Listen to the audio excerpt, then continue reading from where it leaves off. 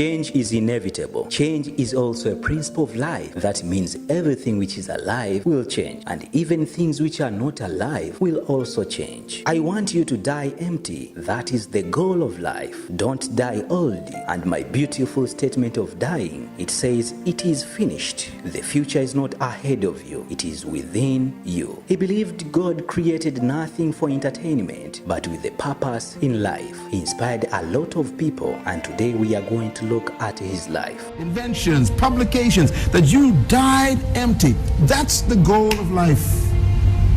Don't die old, die empty. As a matter of fact, one of the greatest statements I ever heard about dying is this statement. I think it's my beautiful statement of dying. It says, it is finished. 3 words. The guy who said that was only 33 years old. It is finished.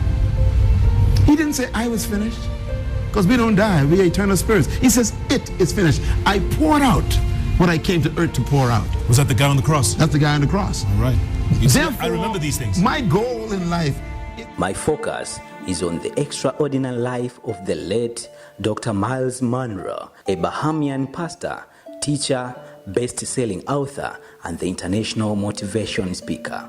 Dr. Munroe wrote about 60 books, with the 49 being bestsellers. Dr. Munroe was a sought-after global motivation speaker, visiting over 130 countries. Munroe also made his greatest impact to the world as a business coach to Fortune 500 companies, teaching the principles of leadership from a biblical perspective. Dr. Munroe, along with 8 others, died tragically in a plane crash on 9th November 2014. Born in 1954, Munroe grew up in one of the poorest towns in Bahamas. Munroe lived with his parents and 10 siblings in a 2-bedroom house. In the early years, Munroe and his brothers slept on the floor among the rats and the cockroaches.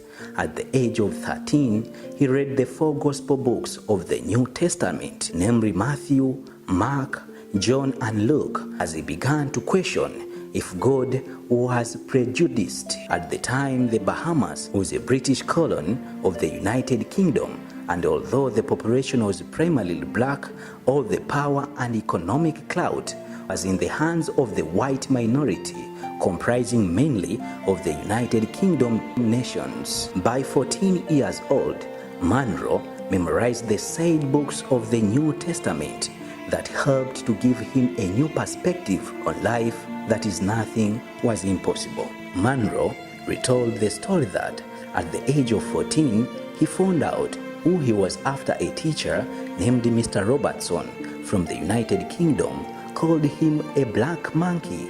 In fact, that Munroe added that this said teacher insulted him, saying that he was retarded and that black people cannot learn sophisticated things. Feeling humiliated and inhuman, Munroe went home and told his mother of the insults. Immediately she got a Bible and instructed him to Ephesians, verse 3, verse 20, which reads, "Now unto him that is able to do exceeding abundantly above all that we ask or think, according to the power that worketh in us." This new thinking changed Munroe's life for the better, and he began to prosper. After realizing that the power was not in his teacher, but that it lived within him, Munroe educated himself and graduated top of the school thereafter. Munroe went on to attend university and obtained 3 bachelor degrees, a master's degree, and 5 doctorates, which were bestowed upon him by 5 different universities. There is a great, redemptive, and emotional ending to the encounter with regard to the teacher, Mr. Robertson.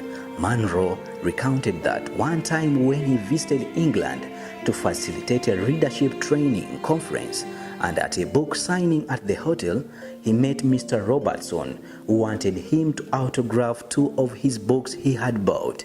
Mr. Robertson, who had by that time was very old, introduced himself to Munroe and apologized for the way he treated him as a student. Munroe said that He responded to him with these words, "Mr. Robertson, don't you ever again underestimate a human." Both gentlemen hugged and kissed. This ending of this initial sad episode demonstrated several life lessons, including a redemptive spirit, the power of forgiveness, and that by being success, you can silence your critics. Dr. Munroe's ministry was based primarily on the view that everyone was born with a purpose and with gifts to be used for the betterment of humanity.